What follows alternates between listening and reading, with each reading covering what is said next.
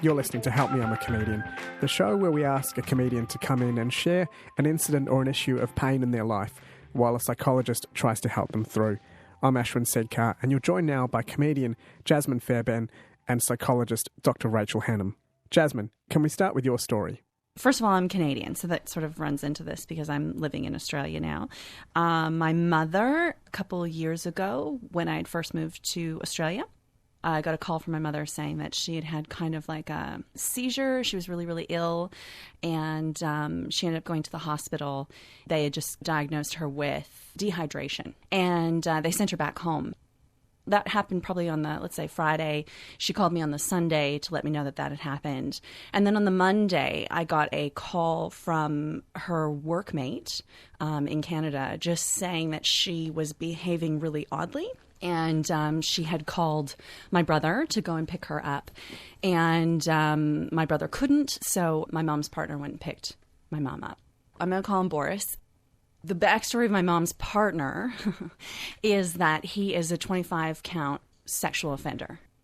Which is another huge story as well. Which is a huge story, which I won't go into in complete detail. But the fact is that in their big relationships, so they've been together for like 18, 20 years now, in that time, he's gone to jail twice, 2 separate occasions for a year each, and gone to trial and convicted of sexual assault.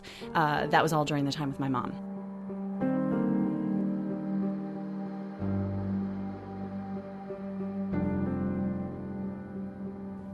I don't talk to him because I have an odd, just like a weird rule where my kids aren't allowed around sexual predators. Boris went and picked my mom up from work, and my mom is a very quiet person, which is such a shock. The apple fell very far from the tree there. And but at work, she was behaving very oddly. She was being very, very loud, and she was showing everyone at work her bruises on her arm from the hospital visit, which is very not like my mom. You know, she's very private. When you have a sexual predator as a partner, you tend to be quite quiet. And no one from work knew anything about him, so they don't know that about him. So he came to pick her up from work, and she was behaving very oddly. What did he do, Ashwin? What did he do? Did he take her to the hospital? No, he took her to lunch, where she started hallucinating and speaking to people who weren't there. And so then what did he do again, Ashwin? Did he take her to the hospital? No, he did not. He took her home. And she basically went into a coma for about 10 days. She was not really very conscious. She was sleeping all the time. She didn't really know what was going on. So with this happening, I was in Australia. So I couldn't actually do anything. And my husband at the time was away, so I couldn't just like hop on a plane and go down and figure it out. My brother he doesn't like to deal with conflict very well, so he was sort of staying out of it. And Boris is incredibly confrontational. He's just really an unpleasant person. Like, he'll get into an argument about anything. I once saw him have a huge argument with someone about a remote control, and he just puffs up like a rooster. So my brother just did not know how to handle that. And the thing about this whole situation with my mom is that she always seemed to have it under control. She always really respected the boundaries that we put in. She didn't like them, and she made, snarky remarks every once in a while, but she respected them, and she kept us quite separate. But we didn't really expect her brain to go.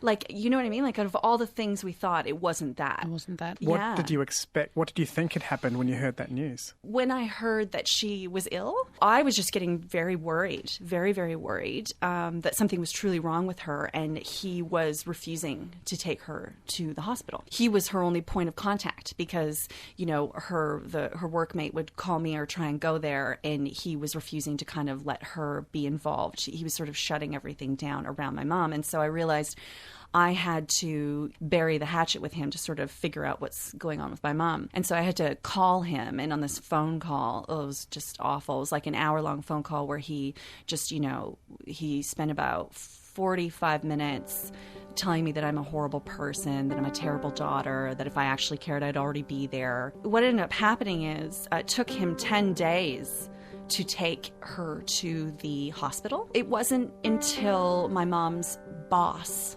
phoned Boris and told him to take her to the hospital.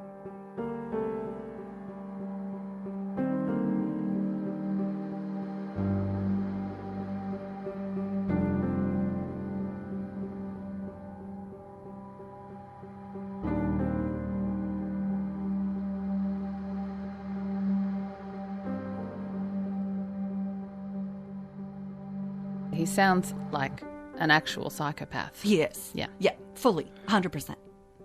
Rachel, just can you explain the term psychopath and what it involves? Someone who can maybe put on some social skills, but they're fairly phony, pretend to be emotional, pretend to be empathic sometimes, but actually really lacks empathy and is quite arrogant in thinking that he knows better than everybody else. And there's a whole bunch of other diagnostic criteria, but, Sounds like he fits all of them. Yeah, it does sound that way. There's criminal behaviour of sexual assaults and, not tending to his partner's needs. I always think of him as like a weird cult figure. Yeah. And my mom has been snowed under by this weird cult figure. She was very, clear, strong, independent, has her own job, completely financially secure and independent, very smart, very clear. I get a lot of my stuff from her. She's not a meek person.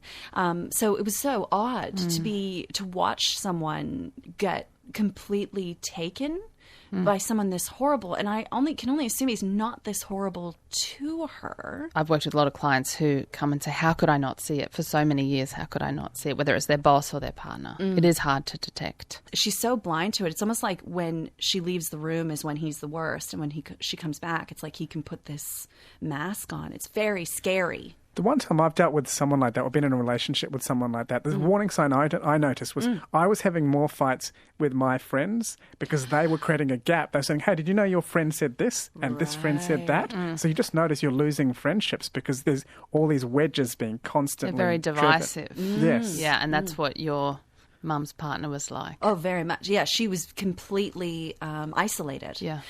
It was like watching wolves isolate a prey. It was just surround and conquer. Like that was his tactics. And she has nobody but work, and he can't. She did a good job at separating those two because she didn't want them to really know anything about him lest she get fired, and because he didn't have a job, was completely financially dependent upon her.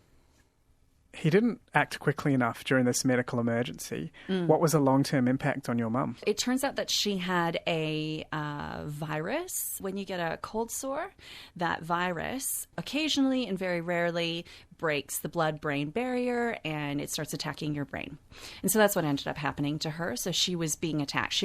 They kind of put her into a bit of a coma. She almost died. Now she has long-term brain damage. So it's memory loss. She has seizures. She has to take seizure medication. She can never drive again. Her boss was amazing and he was paying her full time, even though she wasn't working, hoping that she would come back. And Boris just decimated that relationship. He has so much more control. Yep. She is 100% dependent upon him because she can't drive anywhere. So yeah, that's the long-term effect of him not taking her to the hospital right away.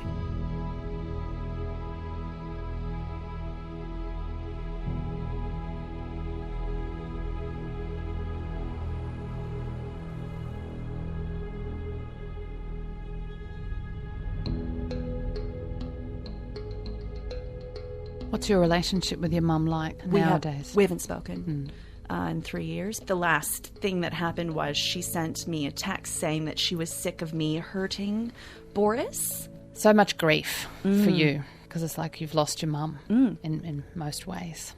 Yeah. And it's an ongoing grief. Yeah, well, it won't end because she's still alive. Yeah. So there's still this weird little bit of hope that's terrible.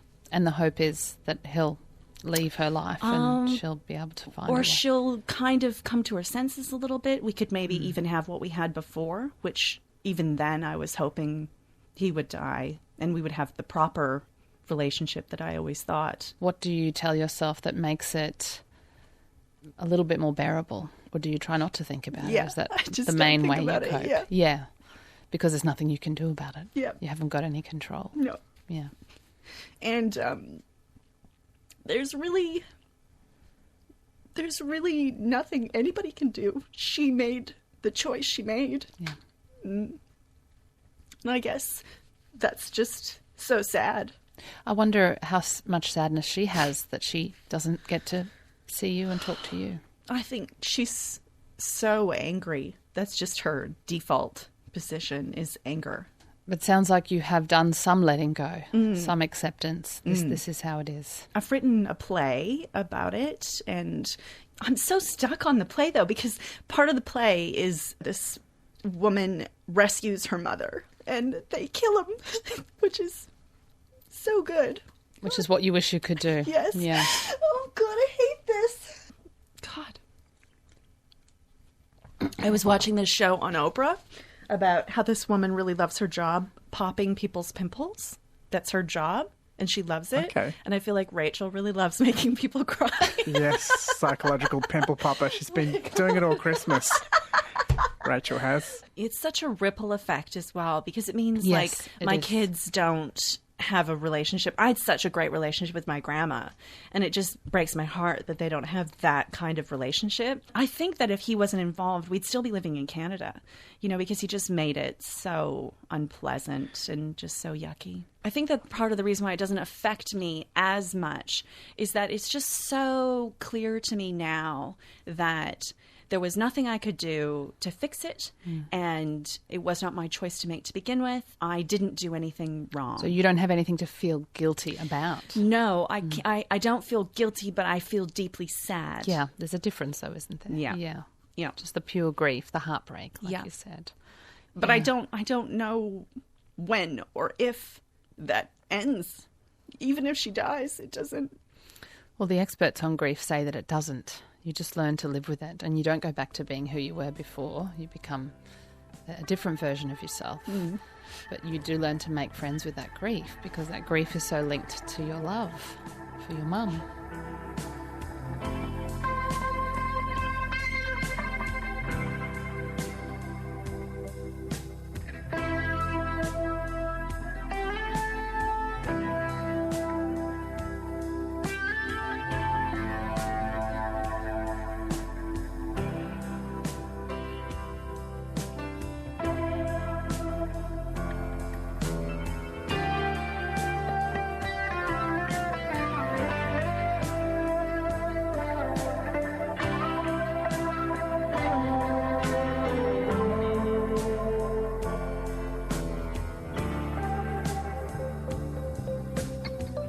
You're listening to Help Me, I'm a Comedian on ABC Radio, where we ask a comedian to come in and share an issue of pain in their life while a therapist tries to help them. You're joined now by psychologist Dr Rachel Hannam.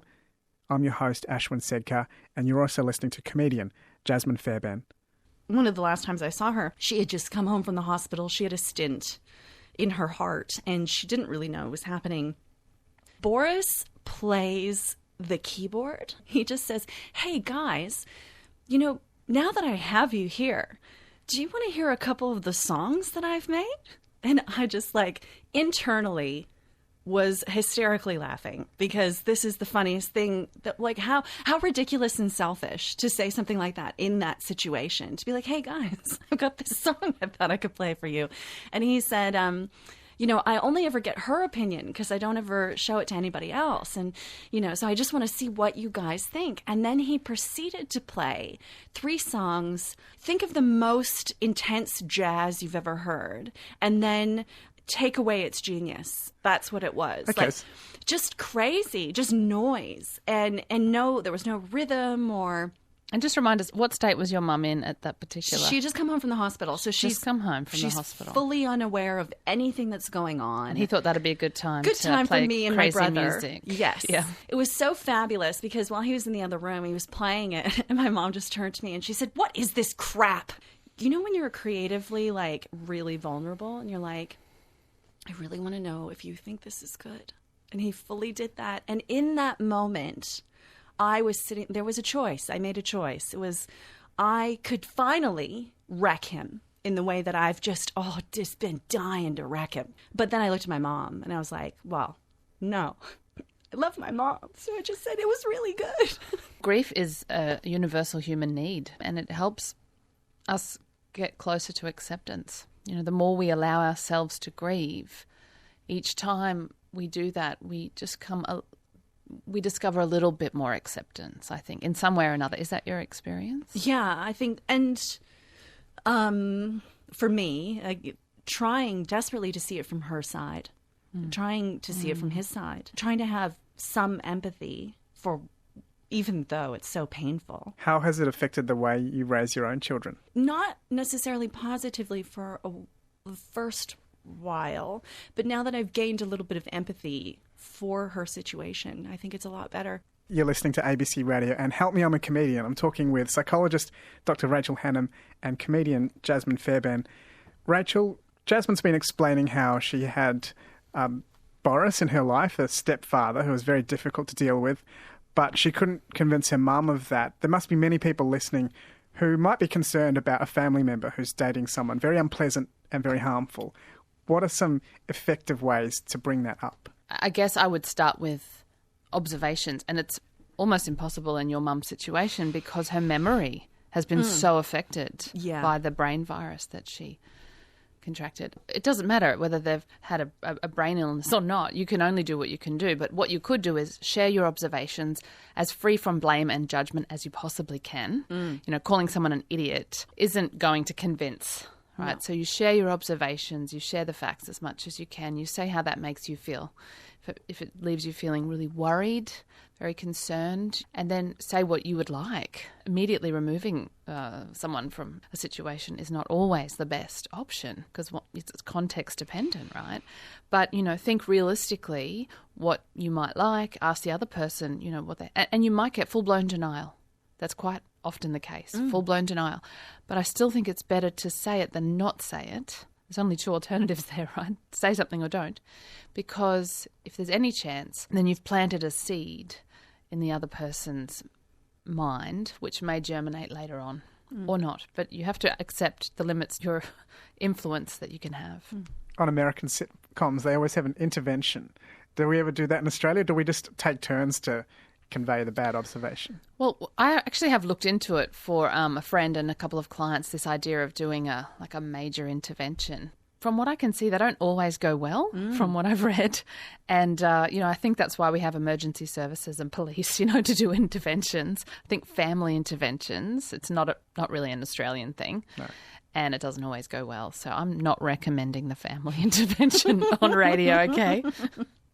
I also think this idea of mindfulness and acceptance, say the Buddhist tradition we were talking about earlier, that was step one in Hindu Buddhist countries. It was watch your emotions, watch your feelings, but then deep dive into this deep states of meditation, and there was a spiritual path there, whereas I think sometimes if you just do the step one, it's like taking off your old clothes but not putting on the new clothes. Yeah, so, that's kind of what it feels like. It's like, okay, so now what? Like, what's next? Yeah, I think deep states of tantric meditation. Oh, okay, cool. And next, if you could just sort that out. That's a sex thing, though, isn't it? It's more than that. It is. Okay, cool. In the West, it's become classic Westerner. Yes, I am. I'm Canadian, and I live here now. I absolutely love it, you guys. 5 stars. Would recommend, right? That's a lie. 4 stars, because every time I go outside and the sun touches my skin, I think I'm going to burst into flames. Also, a spider hissed at me. Yeah. This huge huntsman jumped from the back of the bin to the top of the bin, and I swear to everyone here it said, "Fuck you, Jasmine." Which was very scary. But it was fine, you guys. I just called in a pest control guy, right? Sprayed chemicals all around my house, and now I'm sterile. So it was a 2-for-1 that day.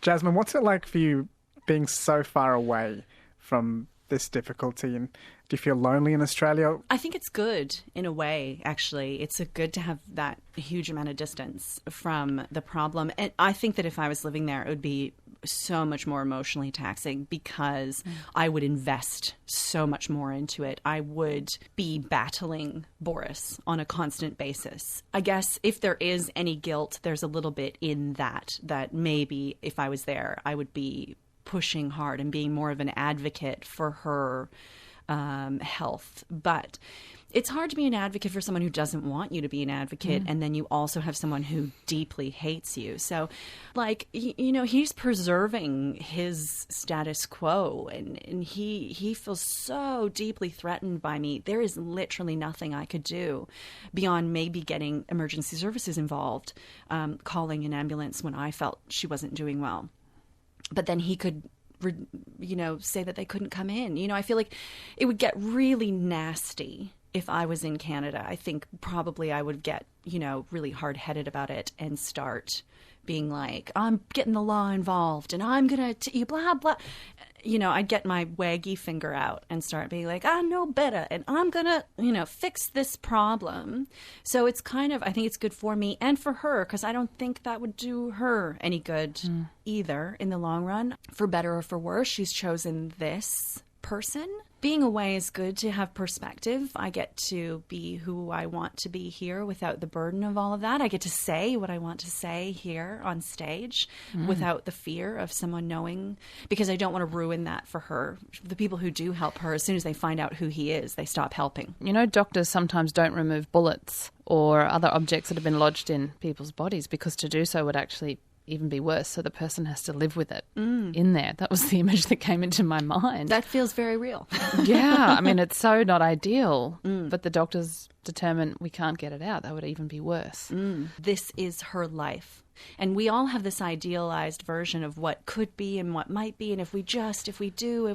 And I think the biggest thing that I've learned from this is, like, that doesn't exist. Sometimes it just is. A lot of people come to me as a psychologist and ask a question similar to yours just now, Ashwin, what can we do about this person? And, eventually I think they accept my answer, which is pretty much what you just said. Not very much. Leave all the bullets in. Wait a minute. You can speak your truth, leave all the bullets in and leave it at that. You don't have very much control over these things. Is that the lesson of psychology, that you just can't change too much? So acceptance is far more important than change. Acceptance is very good for our mental and emotional well-being, because otherwise we're at war with reality. And being at war with reality, you always lose. What's acceptance and what's just being dead inside? I can't quite, honestly, I cannot tell the difference. And like, a friend of mine was talking about being Buddhist, right? Yeah. And she was talking about, like, you just accept things, recognize you can't change anything, everything changes, everybody dies. And I'm like, okay, cool, I've got that all down. And now I don't care about anything. So let's talk about grief again, because this is the importance of grief. Right. Nobody wants to talk about grief. It's like shame. I always talk about these two things. Nobody wants to talk about them. No. Because, and you do get that, I've mixed with some Buddhist communities, and you do get this what I call spiritual dissociation, where you just cut off from your feelings, meditate a lot, and practice this philosophical acceptance. And I don't think that is full, deep or true acceptance. I think grief exists because we need to go through it. It's a massive journey. You wouldn't wish it on people. Nobody really wants to do it. And yet when we do it, and we do it in bits and pieces, it's a process, we come closer to true acceptance, which is where we accept that sometimes, as it has for you talking today with us, Jasmine, the sadness will come up. The heartache will come up. And I think as a culture, we need to be better at seeing people cry and having emotions, because they don't last forever and they're not shameful. And, and I think it's okay to vacillate as well. I wanted to say this to answer your question. Sometimes we do dissociate. We do feel dead inside. We all can go numb. That's a normal human coping mechanism that's sometimes very appropriate and sometimes very helpful. So I think it's okay to vacillate between, I don't think it's great to live in a state of numbness and dissociation all the time. I think it's really, if you're listening and you live like that, I'd say go get some help, because, that's depression, isn't it? Or it's going to lead to depression or health problems, like we are feeling beings. But, I think if you're willing to do the grieving work, then it's okay to go in and out of that. If you have days where you feel numb and dead inside, do what you can with that, and then other times let yourself feel. When you say grieving work, what is that? What does it look like? Talking about it. Okay. Channeling it creatively. Listening to music that's going to get you in touch with your feelings. Music's great for that. But other art forms are great for that as well. Do it at your own times, at your own pace.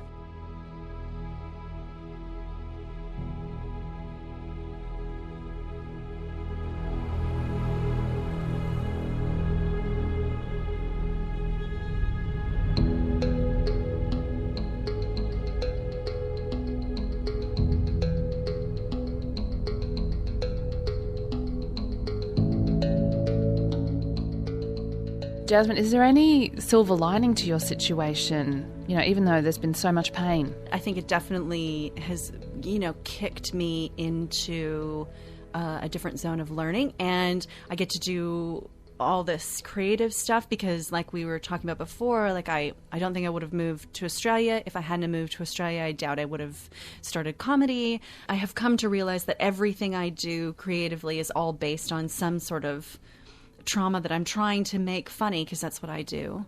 And funny or interesting or, watchable, because it feels very unwatchable from my side. Yeah. But I feel like it's also a way to connect. I know a lot of people have terrible relationships with their mothers, and it's devastating. It's devastating. It's a horrible feeling to have the idea that your mom doesn't want to talk to you. That's horrible. I recognize how detrimental it is to not deal with your feelings, how detrimental it is to just keep everything tamped down into a tiny little box that you keep feeding, and then you make terrible, terrible decisions.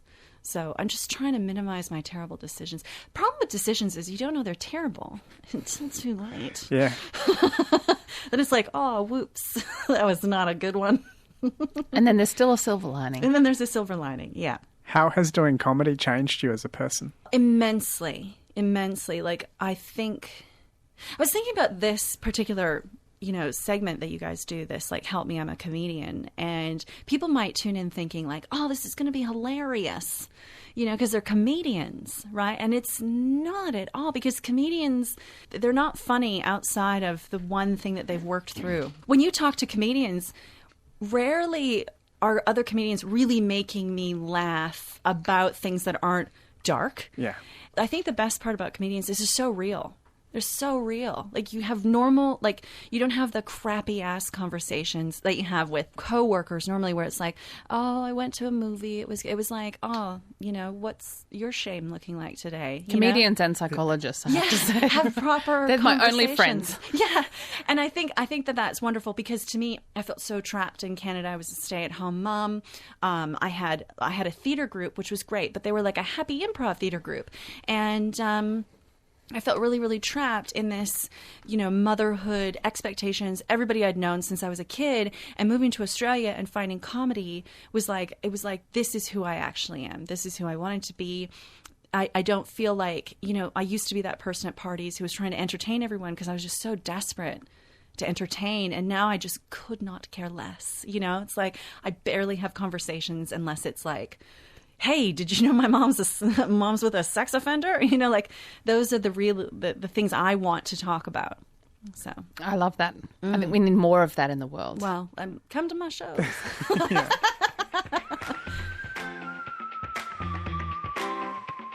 You've been listening to Help Me, I'm a Comedian. I'm Ashwin Segkar, and you've been hearing from comedian Jasmine Fairbairn and psychologist Dr Rachel Hannam.